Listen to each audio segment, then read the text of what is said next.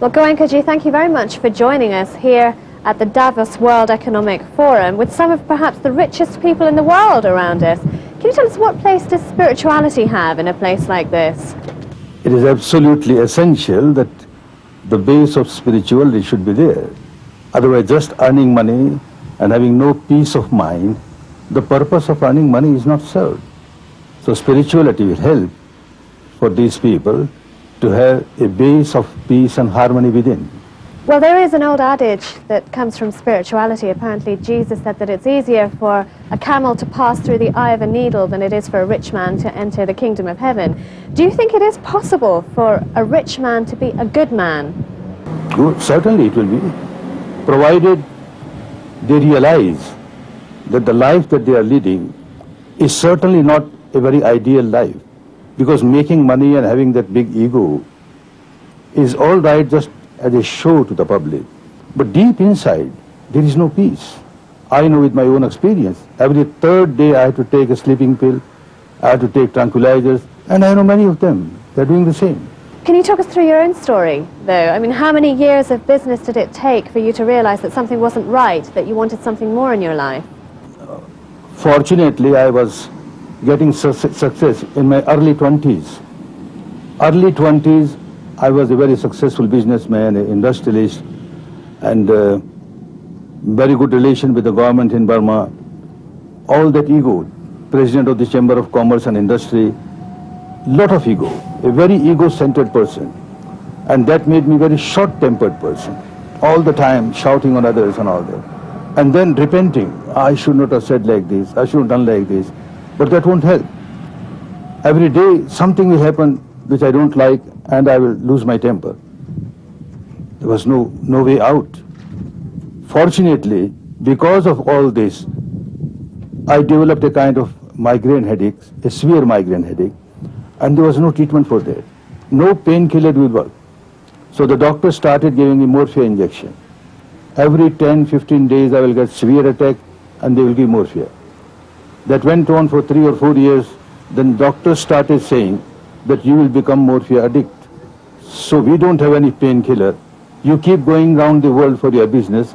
Better forget business once and go around and find out some painkiller. They won't have treatment for migraine, but certainly they will have some painkiller and you will come out of this morphia. I went around the world. Here in Switzerland I stayed for about a month. Then Germany, England, USA, Japan, I had my own office. So long time there. Best doctors, lot of money, lot of time. Nothing could help me. Not even morphia, I could come out. And when I came back, a friend of mine, who later became the Chief Justice of the Supreme Court in Burma, at that time was Attorney General, very good friend. He advised me that this is a psychosomatic disease, and here is a technique. If you practice this, your mind will become more calm, tranquil, balanced, and the tension will go away. So this migraine also will go away. I was hesitating because I come from a very staunch Hindu conservative family, and here the technique is from Buddhist, and what will happen if I become Buddhist and I don't believe in soul or God? All those things are there. I kept on hesitating for some time. Later on I met my teacher, a very saintly person, and when he explained me that what he teaches is only morality, control of the mind and purification of the mind. That's all, no other philosophy. Well, it suited me well. So I said, let me give it a try. One 10-day trial, and all those problems were solved. No more morphia, no more migraine. And not only that, the whole habit pattern started changing. The anger became less. Within 2-3 years, I was out of it. Ego became less. I was out of it. So that convinced me that this is a big contribution of India to the world. India had lost it now, but 2,500 years ago, it worked so well around the world, and so many people were benefited. And now it has given result to me. And nobody questions me about my religion. Nobody wants me to convert myself to Buddhism or this or that. If I am a Hindu, I am a Hindu. My teacher has nothing to do with conversion. So I started sending my friends, my relatives, a few hundred of them. They went there, same result. So it was so clear. It is pure science of mind and matter. Has nothing to do with any kind of dogma or blind faith or nothing. And this convinced me. 14 years I kept on working my business, my industry, other social responsibilities, family responsibilities. After 14 years, my teacher appointed me as a teacher of this technique and asked me to go to India and share this technique with the people there. He was very eager that we got this wonderful jewel from India, and today India doesn't have it, so I want to pay back the debt of gratitude to India. So I came and I started, and I found the result. From the first course itself, people started getting result, and now it is 30 years. Large number of people have got benefit from it. Did it make you a better or a worse businessman? It made me a better businessman. My turnover increased manifold. My industries increased because the decision-making power increases. If the mind is confused, then you always hesitate whether I take this decision or that decision. And many a time when the mind is confused, the decisions are wrong. But when the mind is calm, tranquil, then you go to the depth of the problem, you make quick decision, right decision, and the results are wonderful. There is this common conception that as soon as you have money, you lose both morality and spirituality. Do you think that is a credible argument? This technique helps to dissolve the ego. So long as ego is there, tension is bound to be there. You can't come out of the tension. The more the ego, the more the tension. And this technique helps. The ego gets dissolved, dissolved, dissolved. And now you're working not only for yourself, you're working for so many. Whatever money I earn is, of course, for my maintenance, for the maintenance of my family, maintenance of all those who depend on me. At the same time, the whole society, there are people who need money. There are people who need education. So spontaneously these things come. Not with the ego, but just with compassion. Look, what's the use of earning money unless I make proper use of it for others? And this helped. What kind of people do you find are following you and taking up your message? All sorts of people are coming. Businessmen, of course, are coming. Mostly now, when people have realized that this technique is very good for executives, business executives, government executives, so large number of them are coming. Now, it so happened in Maharashtra, two high officials, due to big strain and pressure on them, they collapsed in the office while working and died. So government was very much worried. They tried different ways so that the officers come out of the tension. Slight tension was removed by different kind of things. And then they tried Vipassana, and they found wonderful result. The officers who came, they reported. So Maharashtra government has now given an order that any officer can go to Vipassana and they will get 14 days leave with pay. And large number of them are coming now. People from judiciary, many judges have come. And the same thing, tension on the police is so much. So the police academy in Delhi, in Rajasthan, Vipassana is a course for them. And like this it has started. It has started in prisons. Big change come to the hard criminals who are there, just after 2 or 3 courses. So the biggest jail is Tihar, where there are more than 9,000 prisoners. There is a regular center of Vipassana there.